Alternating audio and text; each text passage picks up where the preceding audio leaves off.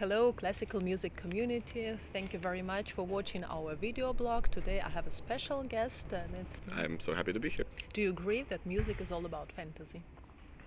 Yes, music, while being very structured and there's rules that you have to abide by and ideas that you have to follow, I think tradition is a wonderful learning tool, but it's not absolutely the first and last word. And music allows you to do anything. If it'll be accepted by audiences or other people, that's not guaranteed. But you have the possibility to do whatever you want, and that's a wonderful thing. I'm always willing to accept a challenge and to accept some kind of at least try a new idea. And if we go to modern music, which is obviously a question that is asked a lot today, there's a certain type of modern music that certainly doesn't speak to audiences very much. And while I appreciate it, it has to be then programmed in such a way that it's surrounded by recognizable things. I mean, you definitely won't bring a young audience into a concert by scheduling only modern music in for the whole evening for 2 hours. That would be really impossible. Yeah. And I think it was 2013 that you tried one. Well, you said it was an experiment in Bristol, I think, right? Yes. That you were playing the etudes of Chopin, surrounded by all the cameras, and it was a laser show, right? Yeah. So that's why I wanted to ask you a question about your thoughts about the visualization of music. How do you feel about it? Well, of course, the visualization music is synesthesia. Yes, it's called synesthesia because there's some people who actually see music when they hear it, and that's a very powerful thing. But I think it also is very difficult to create artificially. It's not. I mean, of course, pop has proved that it's possible to put a lot of lights and a lot of noise and make people move. But classical is different than pop. It's not supposed to be outgoing. It's very intimate. I think you should have people thinking about themselves during the concert and then discussing those thoughts afterwards. But that's a big challenge to balance somehow making music modern and at the same time keeping it in the traditional way. And I personally like the traditional way a lot. So I go into the modern a few times a year to try it out to see what's the newest. Okay. And do you have role models for your playing?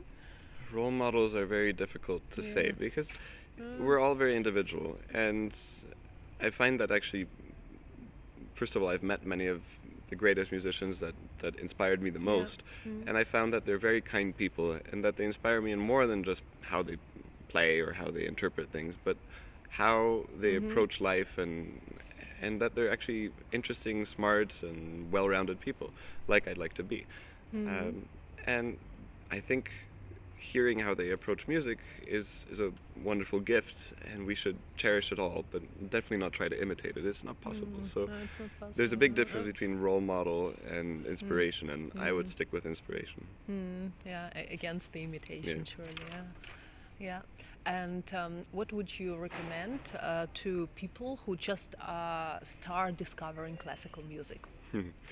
There's a lot that you can start with. It depends. What I think we all have a natural tendency towards a certain genre or composer, so there's no reason why you shouldn't stick to that.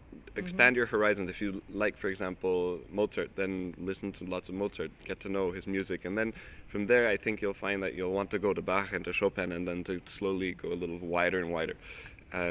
If you like Chopin, do the same. And just follow your own passions. There's no reason why you have to listen to something.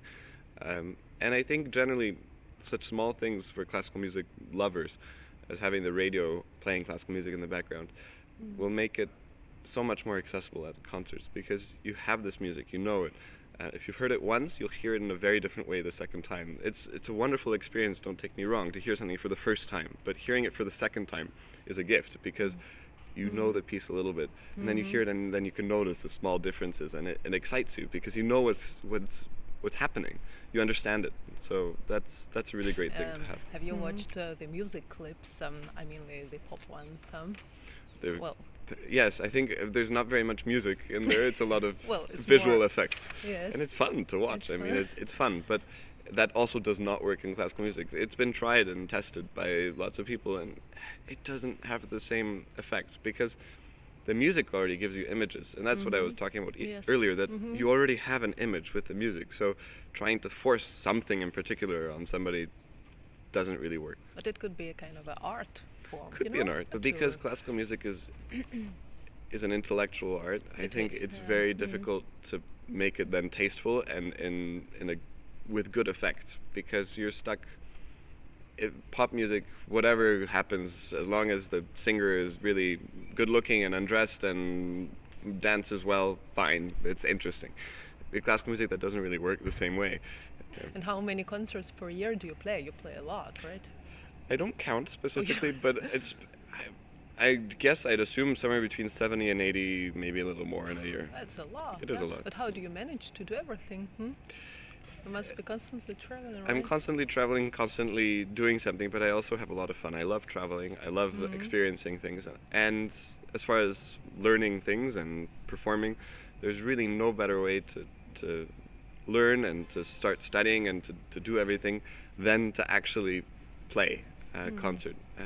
I think you learn more about the piece and yourself and how you'd like to approach something by performing than you can any other way. Yeah, true. And does it feel different, when you play the same program in different cities? Absolutely. Not only do you have to adjust to the audience and the piano and the hall, but you also feel different every day. And your experiences shape how you play. So whatever you did that day or the days before somehow will change how you feel, how you want to express your emotions. If you're more of a outburst, vigorous, happy mood, or more of an intimate, melancholy, and that'll really affect how you play. Yeah. It could be that blimp. Yeah. Because it's slow. Yep, there it comes from there. Oh yeah.